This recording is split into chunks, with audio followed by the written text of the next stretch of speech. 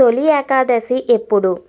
పూజ, ఉపవాసం, వ్రత నియమాలు ఏమిటంటే హిందూ క్యాలెండర్ ప్రకారం ఆషాఢ శుక్ల పక్ష ఏకాదశి తేదీ 16 జూలై 2024 రాత్రి 8:33 ప్రారంభమవుతుంది. అదే సమయంలో ఈ ఏకాదశి తేదీ జూలై 17 తేదీ రాత్రి 9:02 ముగుస్తుంది. కనుక తొలి ఏకాదశి ఉపవాసం జూలై 17, 2024 బుధవారం రోజున చేయాల్సి ఉంటుంది. ఏకాదశి ఉపవాసం ఉన్నవారు మర్నాడు అంటే ద్వాదశి తిథి సూర్యోదయం తర్వాత మాత్రమే ఏకాదశి వ్రతం విరమిస్తారు. ద్వాదశి ముగిసేలోపు ఏకాదశి వ్రతం విరమించాలి. హిందూ మతంలో దేవశయని ఏకాదశి తిథికి ప్రత్యేక ప్రాముఖ్యత ఇవ్వబడింది. ఏకాదశి తిథి ప్రతి నెల 2 సార్లు వస్తుంది. ప్రతి ఏకాదశికి దాని సొంత ప్రాముఖ్యత ఉంది.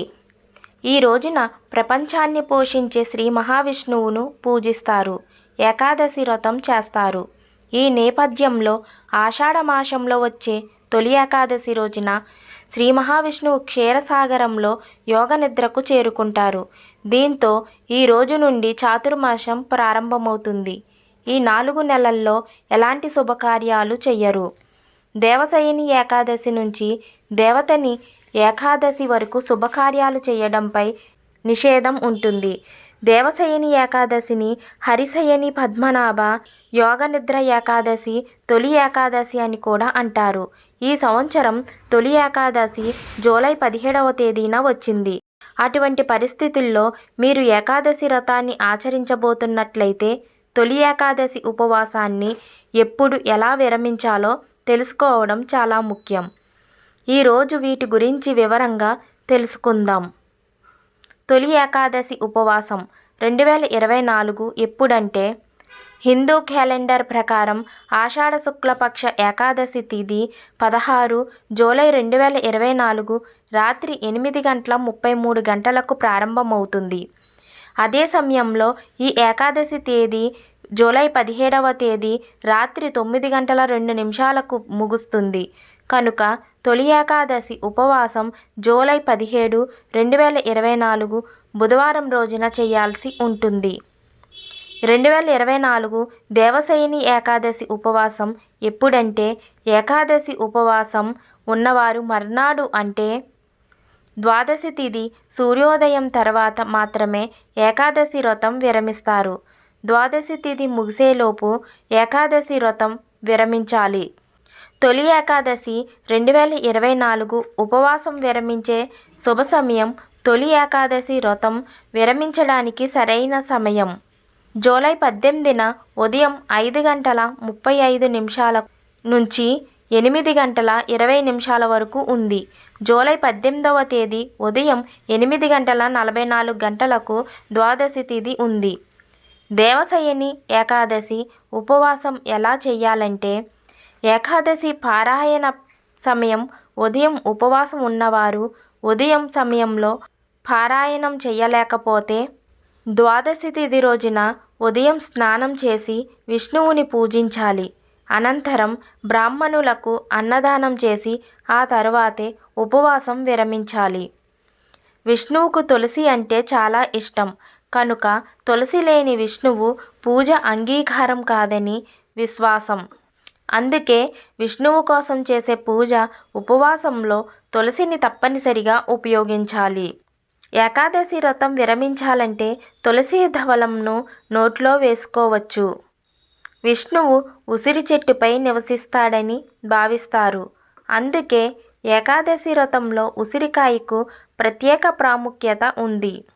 ఉసిరికాయను భుజించడం ద్వారా ఏకాదశి వ్రతం చేసినందుకు పిల్లలకు శుభం కలుగుతుంది.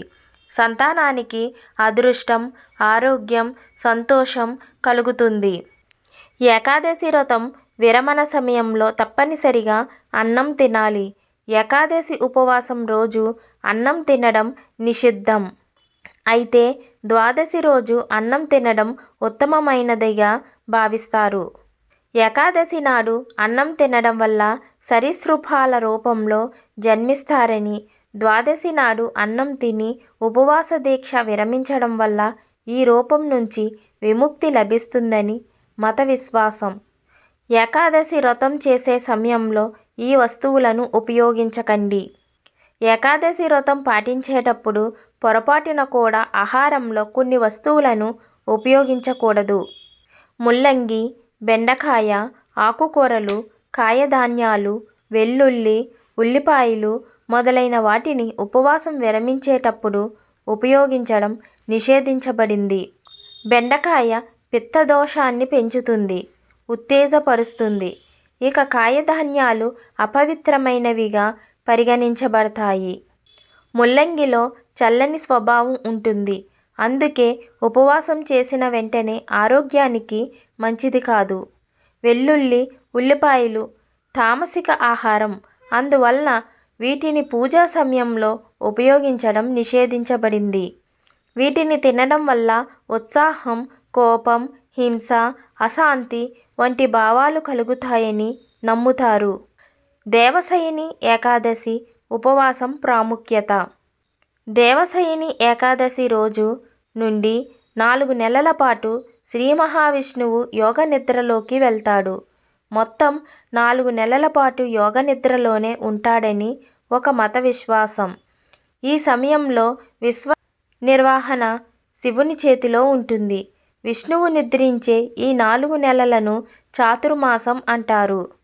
ఈ 4 మాసాలలో శ్రావణ, భాద్రపద, అశ్విని, కార్తీక మాసాలు ఉన్నాయి.